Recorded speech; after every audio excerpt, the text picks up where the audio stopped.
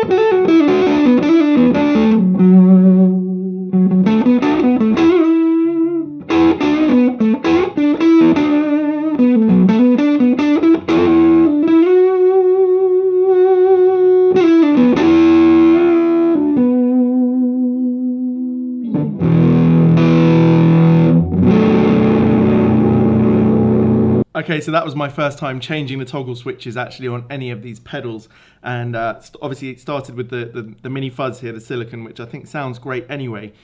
But as I flicked the first part into vintage, so it changed the sort of EQ characteristics to be a bit less bassy and full, just was a really surprisingly good change, you know, large change. So having gone through all the settings, and also, by the way, I keep the front in vintage. It's no surprise to me that the one I've landed on, that I've stuck to and put the back on again, is both the vintage ones.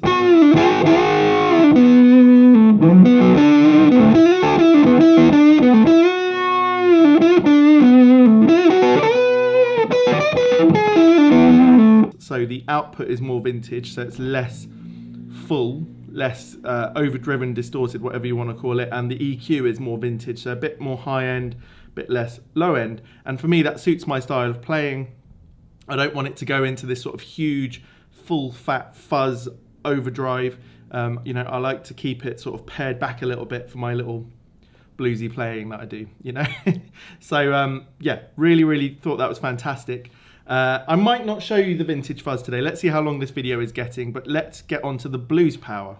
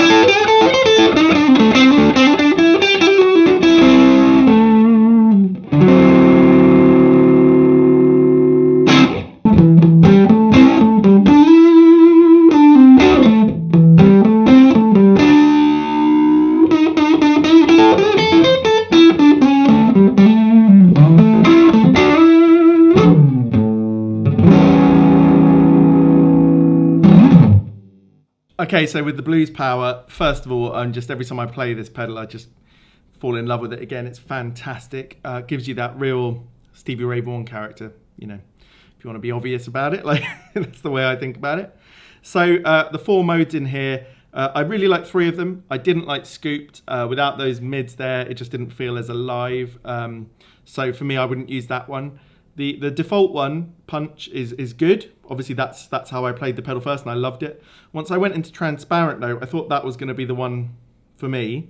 You know, it just had a little bit more sort of clarity, I guess. But then I went into clear, and suddenly the dynamic feel and everything just felt exactly like the way I would want to play. So.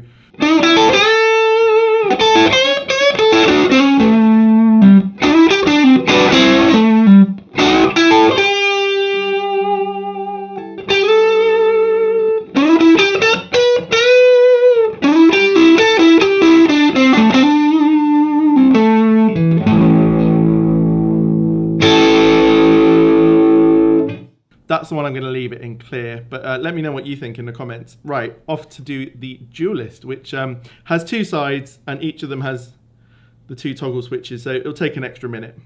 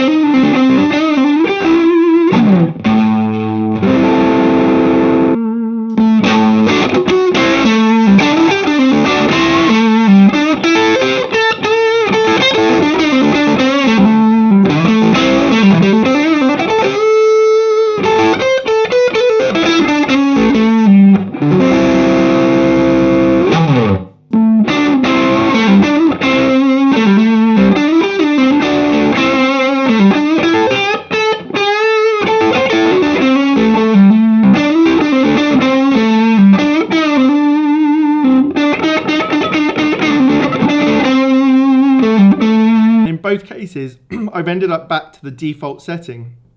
I didn't really want to add warmth to the string singer side because I like the top end of it, so that didn't really suit me. When you change the clipping so that it's asymmetrical, you get a bit more grit, but maybe it's just, you know, with each amp it would be different, and I think that's an important thing to remember is, you know, you can change this on the fly, so that's fantastic.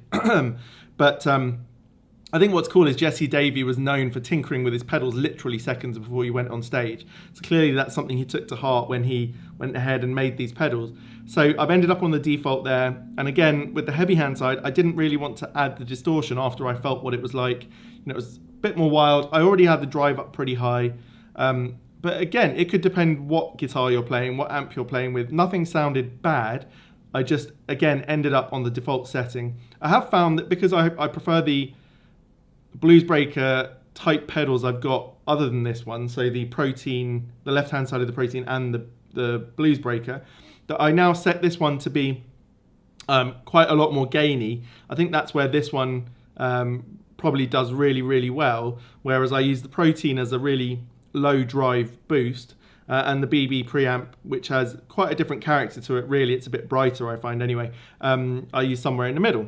So I've ended up back as it was in default. So I am going to go and do the Vintage Fuzz because it's on the thumbnail, so it'd be rude of me not to. So I'm going to do that as quickly as possible and come back and let you know what I think. One thing I would say is it looks a bit finicky doing this. I think if you're someone who has one amp and a couple of guitars, you probably would be able to find the exact setting you want and be able to keep it there. So it's really not as finicky as it seems. And honestly, the difference between different settings is quite major when you play with it. I don't know if that's come across in the audio. Right, let's go and do the Vintage Fuzz.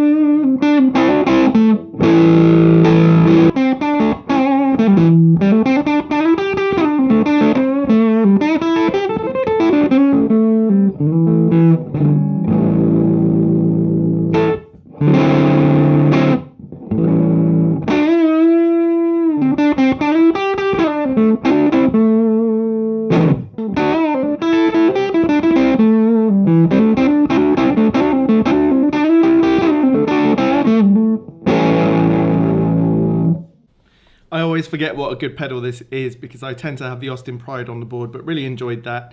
In the end, surprisingly, I've gone for vintage on the EQ side, so less sort of bassy, but I've still kept for the boost on the sort of output side of it as opposed to going vintage.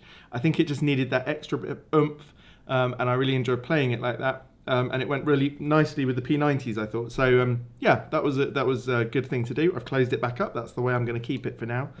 So I hope this has been useful to you or interesting. If you're thinking about buying one of these pedals, you can see the versatility and the extra stuff you get for the money because they're quite expensive. So anyway, if you've enjoyed that, please consider subscribing to the channel. If you do so, you'll be in to win a pedal, and hopefully see you on the next one. If you don't mind, give this video a thumbs up. Cheers.